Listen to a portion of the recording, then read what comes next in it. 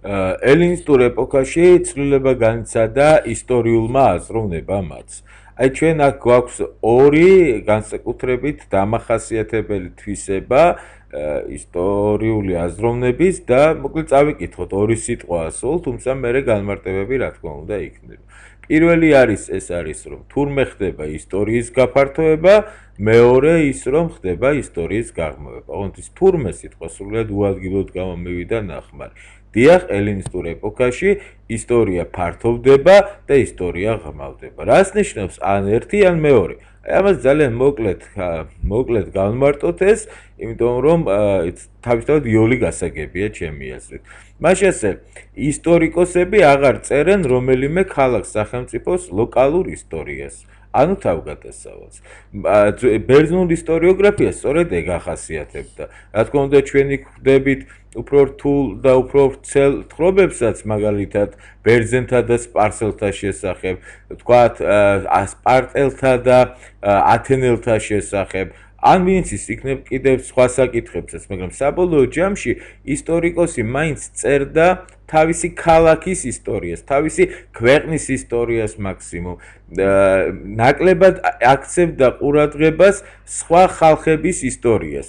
ბერძნული სამყარო მისთვის იყო ან უარეს შემთხვევაში თავისი ქალაქ-სახელმწიფო, რომელშიც ის ცხოვრობდა და ჩვენ ვიცით რომ ძველ ბერძნულ ხანაში ბერძნული სახელმწიფო ერთიან სახელმწიფოდ ბერძნული სამყარო ბოდიშით ერთიან სახელმწიფოდ ვერ ყალიბდება და ვიცით რომ არის ძველი საბერძნეთი, მაგრამ პოლიტიკურად ის ერთიანი კულტურულად, ერთიანი ენით, ერთიანი ან ძალიან მსგავსი რელიგიით, მაგრამ საბოლოო ჯამში ეს მაინც არის პოლიტიკურად ერთმანეთისგან ალბათ უფრო მეტად დამოუკიდებელი ქალაქ-სახელმწიფოებისგან შემდგარი სამყარო, ბერძნული სამყარო.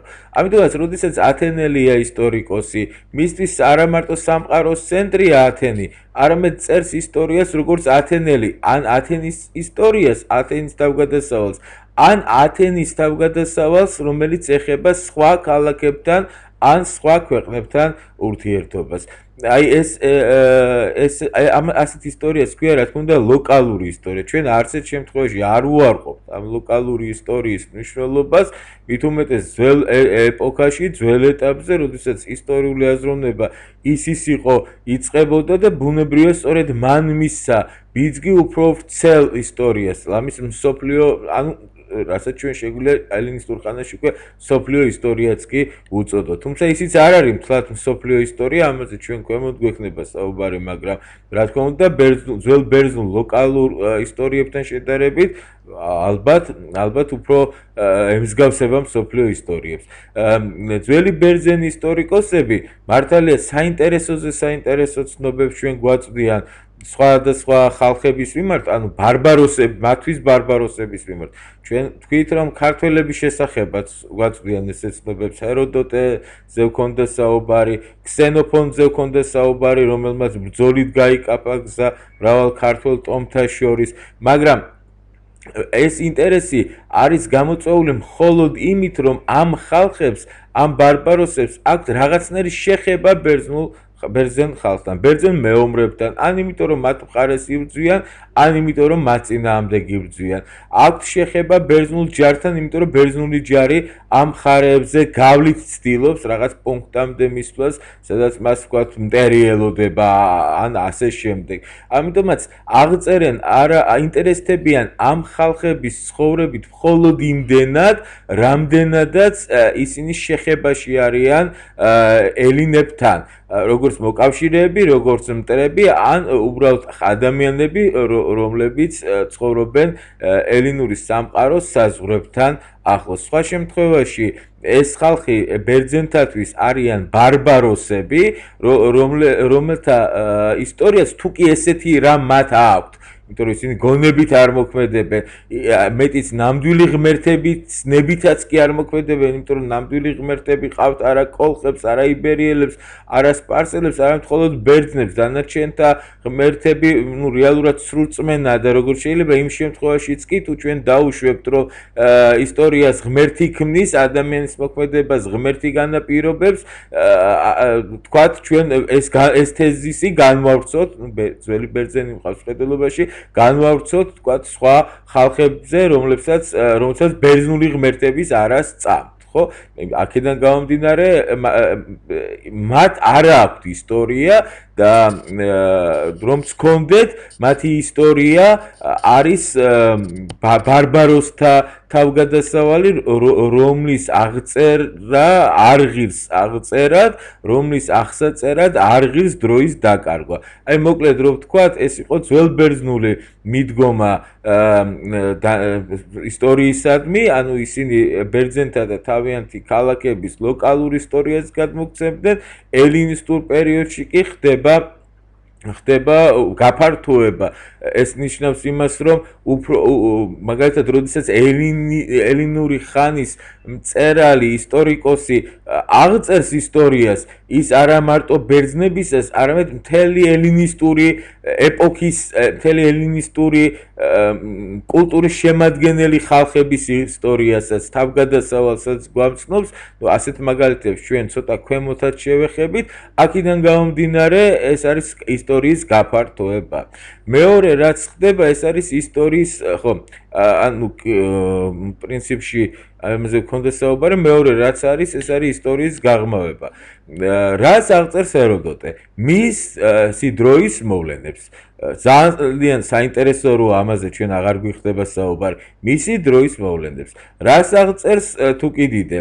მისი დროის მოვლენებს. ანუ მაგალითად ბრძოლას პელოპონესის ომს, რომელიც მის დროს ხდებოდა, რომლის თანამონაწილეც შეიძლება ყოფილიყო ადამიანი. ან ბევრი თვითმხილველი ენახა მას და მათი ნაამბობით აღეწერა ესა თუ ის მოვლენა. იგივე სიტყვით ჩვენ ქსენოფონტეზე, ხო?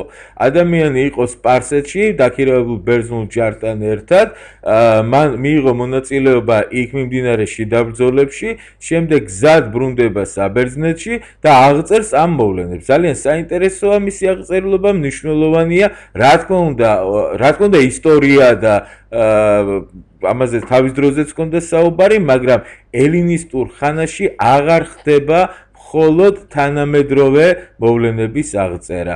ისტორიკოსები ცოტა ძველ პერიოდსაც ეხებიან, ისტორიკოსები მაგალითად ინტერესდებიან რა იყო ძველად, რამაც წარმოშვა განაპირობა ის რაც ეხლა არის რეალობა, ანუ თანამედროვეობა.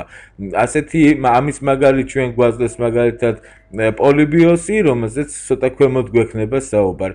ანუ აღწერა კი აღარ ხდება მხოლოდ ისტორიული მოვლენებისა, არამედ აღწერა რისი შეიძლება მოხდეს იმის, რაც ჩვენს თვალწინ არის. ჩვენ აღწერთ რა ხდება დღეს, როდესაც ჩვენს თანამედროვე ეპოქაში ამა თუ იმ მოვლენას აქვს ადგილი.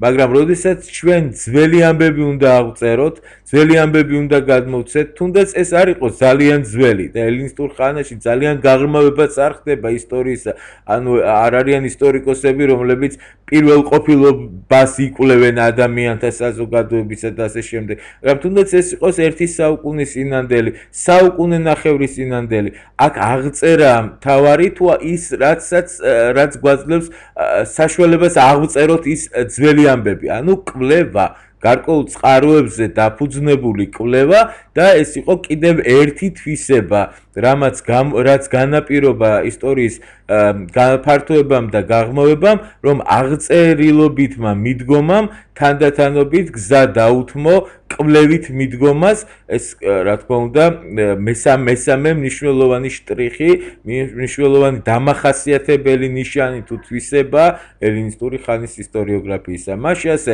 აი ამ პროცესებმა, რაზეც ჩვენ საუბარი ვქონდა, განაპირობა ლოკალური ისტორიის მაგივრად უფრო ფართე ისტორიის დაწერა, ანუ ისტორიის გაფართოება, თანამედროვეობასთან ერთად რამდენადმე ძველი ამბებისადმი ყურადღების კონცენტრირება და მისი გამოტანა, ანუ გაღრმავება და ორივე ერთად ნიშნავდა უკვე ისტორიის გადაქცევას აღწერილობითი დარგიდან კვლევით დარგამდე. ეს მესამე საკითხი. ახლა რა ჩვენ შეგვიძლია ძალიან მოკლედ გავეცნოთ იმას, რაც ვთქვით, უშუალოდ ერთ-ერთი მკვლევარის პოზიციებს, რომელიც კიდევ უფრო დაგვიკონკრეტებს ელინისტური ისტორიოგრაფიის მახასიათებლებს. მას შესე პირველი საფუძველი ჩაეყარა ახალი ტიპის ისტორიოგრაფიას, რომელიც ორი ძირითადი ნიშნით, ახალი ნიშნით ხასიათდებოდა გაფართოებით და გაღრმავებით. აღარ გავჩერდებით ამაზე, კომენტარს აღარ გავაკეთებთ, ვიცით რაც არის. მეორე, ისტორიის გაფართოება იმით გამოიხატა, რომ ამიერიდან იწერებოდა არა ცალკეული ქალაქ-სახელმწიფოს ან ხალხის, არამედ მთელი იმპერიისა და მასში შემავალი ხალხების საერთო ისტორია. მაგალითად, ალექსანდრე მაკედონელის მეისტორიეს მარტო ბერძენთა თავგადასავალი არ უნდა აღეწერა. თუ ის ალექსანდრე მაკედონელს როგორც ამოდენა იმპერიის შემქმნელის ბიოგრაფიას წერდა, მას აუცილებლად უნდა დაეწერა ამბები სპარსეთში მიმდინარე, ეგვიპტეში მიმდინარე. მისთვის ეს იმპერია ერთი სახელმწიფოა, დიდია, ვრცელია, მრავალენოვანია, ამიტომ როგორც კი შენ იმპერიის ისტორიას წერ, გამოგდის არა ბერძენთა, არამედ თითქმის იმდროინდელი მსოფლიო ისტორიის დაწერა. ყოველ შემთხვევაში მნიშვნელოვნად გაფართოება ამ დიაპაზონისა. ხო, თუ მან ეს უკვე წავიკითხე, თუ მანამდე ბერძენი ისტორიკოსები ბარბაროსთა ისტორიას მხოლოდ იმდენად ეხებოდნენ, რამდენადაც ამ ხალხებს ურთიერთობა ჰქონდათ ბერძნებთან, ჰქონდა ამაზე საუბარი, ამიერიდან ბარბაროსთა ისტორიამაც თავისთავადი მნიშვნელობა შეიძინა და საიმპერიო ისტორიის განუყოფელ ნაწილად იქცა, იმიტომ რომ ეს ბარბაროსები უკვე ახლა ამ სახელმწიფოს შემადგენელი არიან, ამ სახელმწიფოში ცხოვრობენ და მათ გარეშე ამ სახელმწიფოს ამ ეპოქის აღწერა არის შეუძლებელი. ელინის ისტორიის გაღრმავება კი იმით გამოიხატა, რომ მან რამდენიმე თაობის, ჩვენ ვისაუბრეთ სადღაც 100, 150, 200 წლის წინანდელი რა წარსულიც მოიცვა. და დასკვნასავით, ბარემ თუ ჰეროდოტესათვის მთავარი იყო თანადროულობის აღწერა, მაგალითად ბერძენ სპარსელთა ომები, ელინისტური ეპოქის ისტორიკოსები ამით არ კმაყოფილდებიან და ცოტა შორეულ წარსულშიც იცქირებიან და საკმაოდ კარგადაც. აი ეს არის ფარნაუს ლომაშვილის ამ საკითხების ერთ-ერთი მკვლევარის და ცნობილი მკვლევარის მოსაზრება. მოვიყვანეთ მისი ვრცელი წამონარიდი იმისთვის, რომ თავი მოგვეყარა აი ამ ელინისტური ისტორიოგრაფიისთვის დამახასიათებელი ნიშნებისთვის.